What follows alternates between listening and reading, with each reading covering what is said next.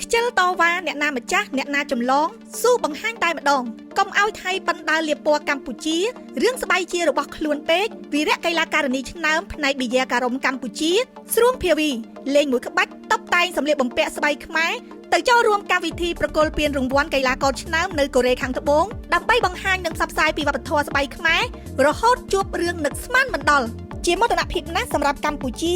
ដែលវីរៈកីឡាការិនីដ៏ឆ្នើមរបស់យើងគឺអ្នកនាងស្រួងភាវីបានកសាងកេរ្តិ៍ឈ្មោះល្បីល្បាញនៅប្រទេសកូរ៉េលើប្រភេទកីឡាប៊ីយ៉ាការ៉ុមរហូតធ្វើឲ្យមានអ្នកគាំទ្រជនជាតិកូរ៉េស្រឡាញ់និងគាំទ្រយ៉ាងច្រើនក្បិតរៀងធ្លាក់ទម្រង់លេងប៉ុន្តែភាវីនៅតែជាកីឡាការិនីលេចធ្លោដែលកម្មវិធីប្រគល់ពានរង្វាន់ Golden CUE Award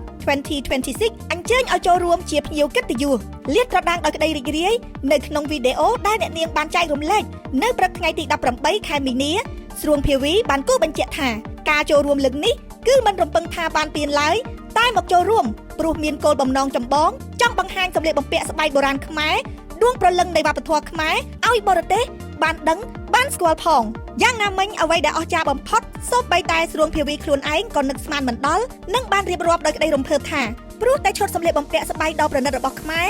មានភាពលេចធ្លោនិងទាក់ទាញទើបកម្មវិធីសម្រាប់ប្រគល់ពានរង្វាន់ជូនដល់កីឡាការិនីកម្ពុជាយើងផងដែរសូមអបអរសាទរវីរៈកីឡាការិនីឆ្នើមស្រួងភាវីដែលបានជួយលើកមុខលើកមាត់ជាតិកម្ពុជានៅលើឆាកអន្តរជាតិ